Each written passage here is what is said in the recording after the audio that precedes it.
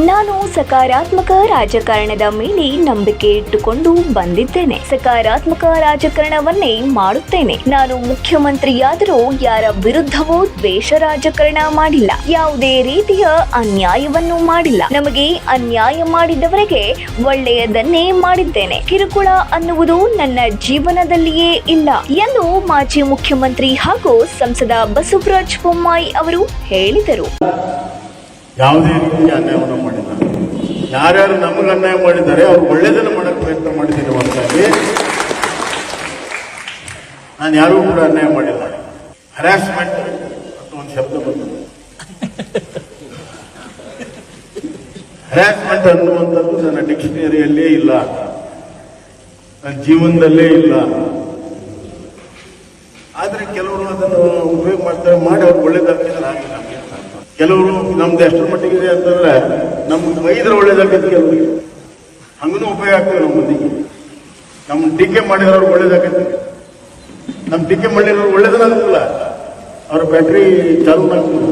ಶಿಗ್ಗಾವಿ ಪಟ್ಟಣದ ಸವಣೂರು ರಸ್ತೆಯಲ್ಲಿರುವ ನಿವಾಸದಲ್ಲಿ ಕರ್ನಾಟಕ ಸರ್ಕಾರದ ಮಾಜಿ ಮುಖ್ಯಮಂತ್ರಿಗಳು ಹಾಗೂ ಮಾಜಿ ಕೇಂದ್ರ ಸಚಿವರಾದ ದಿವಂಗತ ಶ್ರೀ ಎಸ್.ಆರ್. ಬೊಮ್ಮಾಯಿರವರ 102ನೆಯ ಜನ್ಮದಿನೋತ್ಸವದ ಅಂಗವಾಗಿ ಶಿಗ್ಗಾವಿ ಸವಣೂರು ವಿಧಾನಸಭಾ ಮತಕ್ಷೇತ್ರದ ಪದವಿಯಲ್ಲಿ ಅತಿ ಹೆಚ್ಚು ಅಂಕ ಗಳಿಸಿದ ವಿದ್ಯಾರ್ಥಿಗಳಿಗೆ ಏರ್ಪಡಿಸಿದ ಸನ್ಮಾನ ಸಮಾರಂಭವನ್ನ ಉದ್ಘಾಟಿಸಿ ಮಾತನಾಡಿದ ಅವರು, ಎಸ್.ಆರ್. ಬೊಮ್ಮಾಯಿ ಅವರು ಪ್ರತಿಭಾವಂತ ವಿದ್ಯಾರ್ಥಿಯಾಗಿದ್ದರು. ಕುಂದಗೋಳದ ಕಮಡೊಳ್ಳಿಯಲ್ಲಿ ಕನ್ನಡದಲ್ಲಿ ಪ್ರಾಥಮಿಕ ವಿದ್ಯಾಭ್ಯಾಸವನ್ನ ಮಾಡಿದರು. ಅವರು ಇಂಗ್ಲಿಷ್ನಲ್ಲಿ ಮುಂಚೂಣಿಯಲ್ಲಿದ್ದರು. ಶಾಲೆಗೆ ನಂಬರ್ 1 ಬಂದಿದ್ದರು.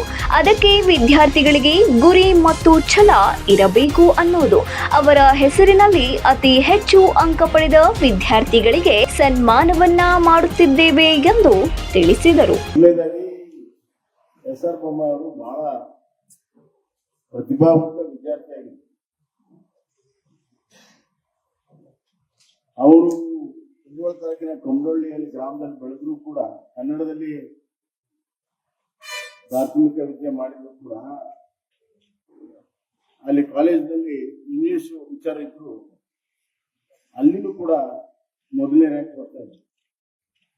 ಅವ್ರ SSLC ಇದ್ದಾಗ ಅವ್ರಿಗೆ ಜ್ವರ ಬಂತು. ಎಲ್ಲರೂ ಪರೀಕ್ಷೆಗೆ ಹೋಗಬೇಡ,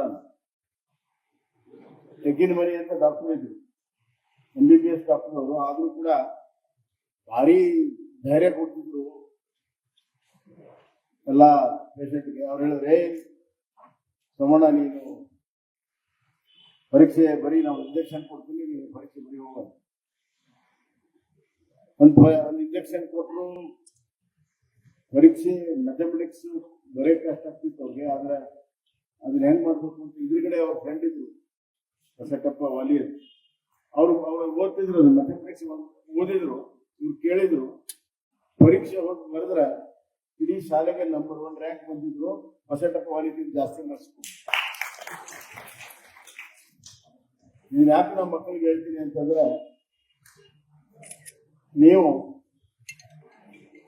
ನಿಮ್ಮ ವಿದ್ಯಾರ್ಜನೆಯಲ್ಲಿ ಬಹಳಷ್ಟು ಶ್ರಮ ವಹಿಸಿ ಚೆನ್ನಾಗಿ ಮಾಡಿದ್ರೆ ನಿಮ್ಗೆ ಉಜ್ವಲವಾದ ಭವಿಷ್ಯ ಇದೆ. ಎಲ್ಲ ಹೋದ್ರೂ ಕೂಡ ನಿಮ್ಗೆ ಯಶಸ್ಸು ಸಿಗ್ತದೆ. ನೀವು ಬದುಕಿನಲ್ಲಿ ಯಶಸ್ವಿ ಆಗ್ಬೇಕಾದ್ರೆ ಒಳ್ಳೆಯ ಶಿಕ್ಷಣವನ್ನ ಪಡಿಬೇಕು, ಒಳ್ಳೆಯ ಗುಣಮಟ್ಟದ ಶಿಕ್ಷಣವನ್ನ ಪಡಿಬೇಕು. ಅದಕ್ಕೆ ಛಲ ಇರಬೇಕು, ಗುರಿ ಇರಬೇಕು, ಶ್ರಮ ಇರಬೇಕು.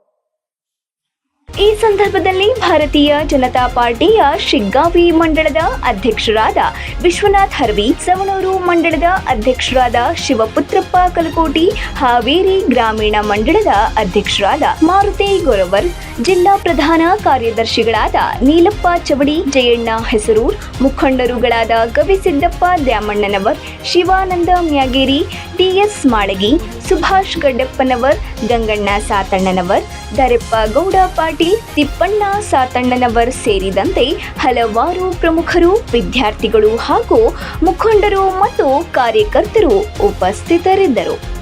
Suresh Eligar, 9 live news, Shiggavi.